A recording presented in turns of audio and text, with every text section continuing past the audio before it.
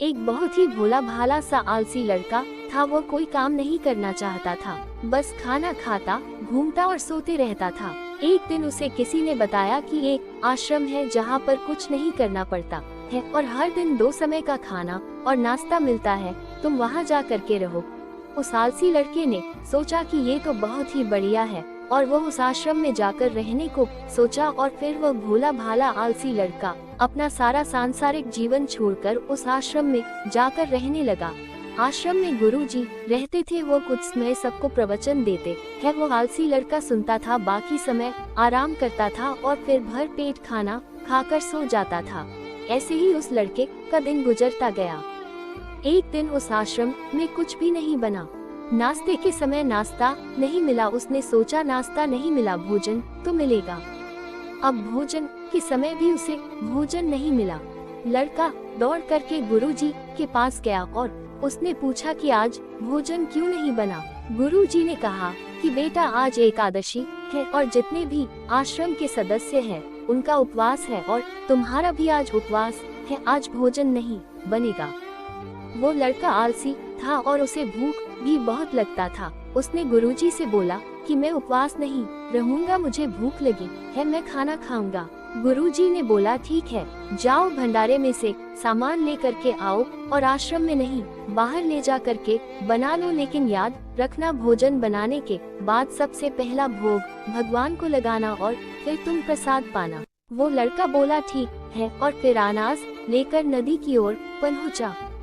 भोजन पकाने लगा, तैयार हुआ। उसके बाद कहने लगा कि भगवान श्री राम आए, पधारिए, भोग लगाइए। अब जब उसे लगा कि भगवान तो आ नहीं रहे हैं तो फिर कहने लगा कि मुझे मालूम है आपको तो अच्छा खाने की आदत है, मैं बना नहीं पाया और मुझे अच्छा भोजन बनाने भी नहीं आता, लेकिन जो भी रूखा सूखा बना है आकर खा लीजिए।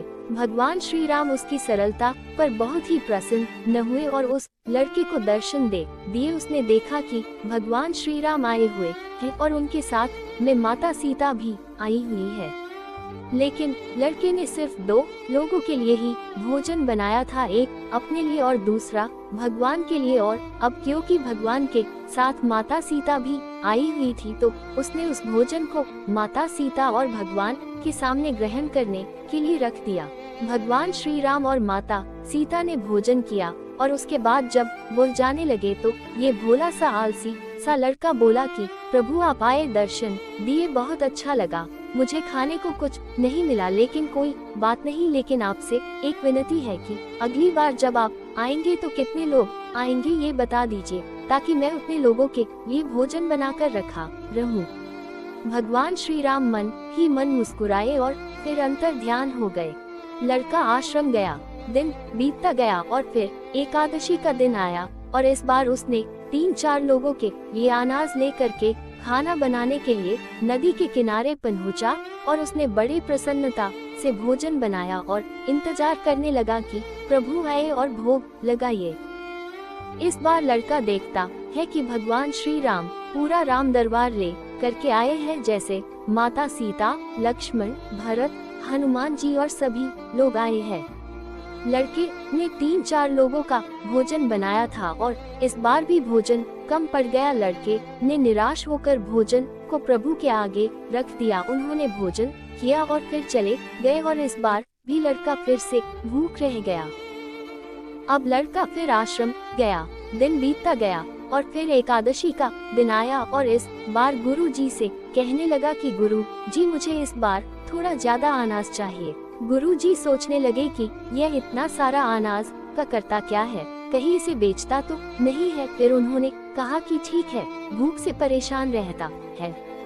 लड़के ने कहा कि नहीं गुरुजी, मैं भूख से परेशान नहीं रहता हूँ, प्रभु के साथ बहुत लोग आते हैं, उनको भी तो भोजन करना पड़ता है। गुरुजी को लगा कि लड़का पागल हो गया है, लेकिन गुरुजी ने सोचा कि चलो एक बार चलकर देखते ही कि लड़का इस अनाज का करता क्या है। वो भोला सा लड़का अनाज लेकर के नदी के किनारे पहुंचा और इस बार भोजन बनाया नहीं। उसने सोचा कि प्रभु हर बार ज्यादा लोगों को लेकर के आते हैं, इस बार वो जितने भी आएंगे खुद बना करके भोग लगा लेंगे और फिर प्रेम से प्रभु को बुलाने लगा। गुरुजी ये सब छुपकर देख रहे थे कि ये भोजन तो बनाया नहीं और प्रभु को बुला रहा है।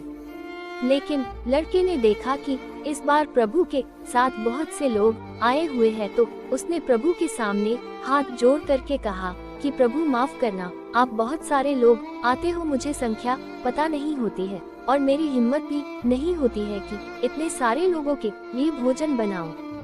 आप स्वयं आए, बनाइए, खाइए और भोग लगाइए। प्रभु मुस्कुराते हैं और अपने साथ आए सभी लोगों के साथ मिलकर के भोजन बनाते हैं। गुरुजी ये सब छुप करके देखते हैं और फिर लड़के के पास आकर के कहते हैं कि तुम ये कर या रहे हो।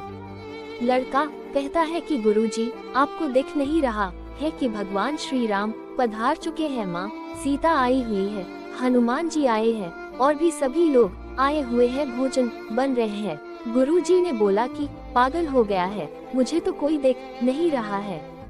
लड़का गुस्सा हो गया और बोला, प्रभु आप ये कर रहे हो, एक तो मुझे भूखा रखा है और गुरुजी को दर्शन नहीं दे रहे हो, जो मुझे पागल समझ रहे हैं, कृपा करके गुरुजी को दिख जाओ। भगवान बोले, नहीं, मैं इन्हें नहीं देख सकता। लड़का बोला, क्यों नहीं देख सकते, मेरे गुरुजी तो बहुत महान है, बहुत बड़े ज्ञानी और ज्ञाता है।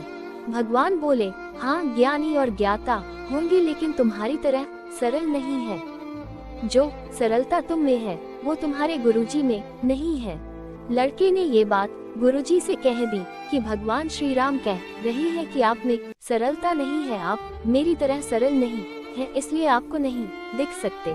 गुरुजी की आंखें नम हो गई और रोने लगे कि और बोले कि बिल्कुल सही कहा, मेरे अंदर तुम्हारे जितना सरलता नहीं है, और फिर माफी मांगने लगे। फिर भगवान ने गुरुजी को भी दर्शन दिए। ये कहानी हमें